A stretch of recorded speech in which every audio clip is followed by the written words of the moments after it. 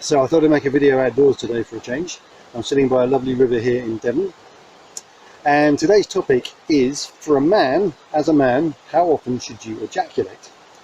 Now, this is an interesting question, and it's not one that we often discuss. It's certainly not something that we are taught about at school.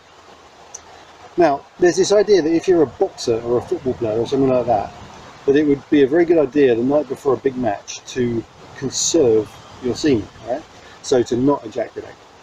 And in Taoism, there's this idea that you can use your jing or your sexual essence as fuel for spiritual progress. And you have this idea that, I think it's if you can make love to a woman 9 times or something without ejaculating, then you'll become enlightened, or you'll get all these kind of supernatural powers or whatever.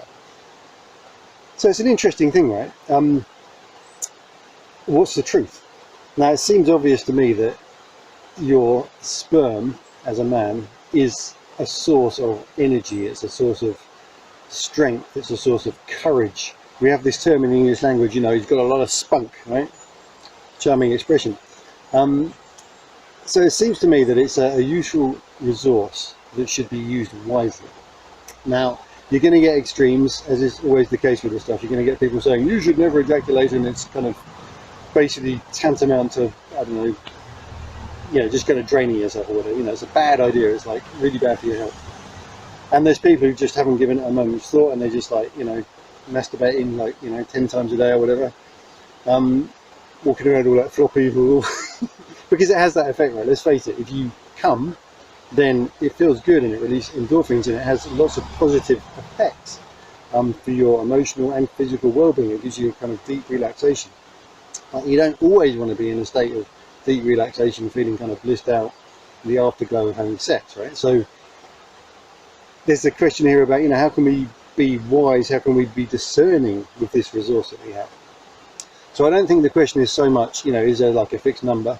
Obviously it's going to change in different circumstances anyway, like your age, your physical health, the demands on your life. You know, if you're sitting on the beach, maybe you're newlywed or something, then it makes sense to have a lot of orgasms, right?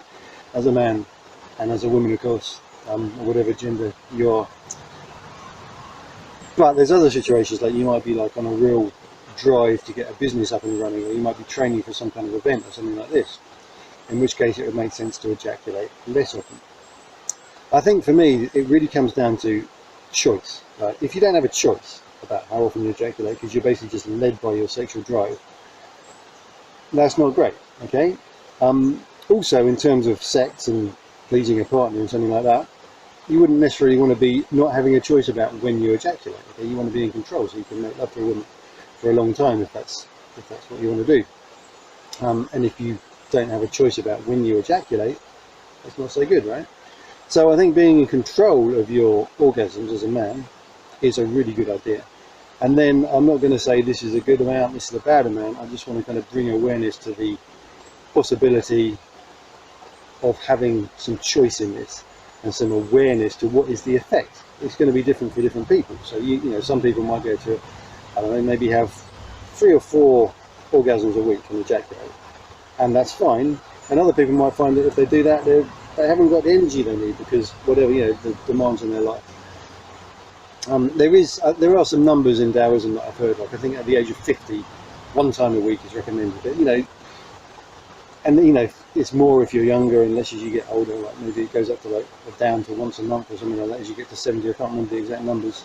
But again, you know, context is everything, and those numbers are just kind of there to give you some kind of idea that there is a decision to be made around this. And of course, you know, context is everything, as is usually the case. So I just thought this was something quite important to talk about. Again, you know, we don't discuss it generally, and it can be a real tool, it can be a real resource for dealing with what you want to do in life, you know, whether it's kind of achieving material goals, or, you know, spiritual development, or just being a better lover.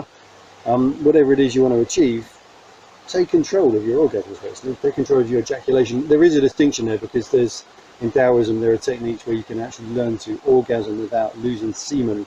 It's not something I've got into, it's not something I really want to get into. I think it involves like sticking your fingers up your perineum and I'm not going to mess around down there, you know, you can look it up if you want to.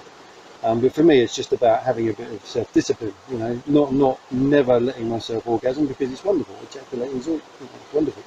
And like I say, it releases endorphins and is good for your health if you do the right amount at the right time. But, you know, just be mindful of it. So here's a conversation we don't often have. Yeah, that's all I want to say on the subject. So thanks for watching. Please like and subscribe if you like this material, and I'll see you in the next video.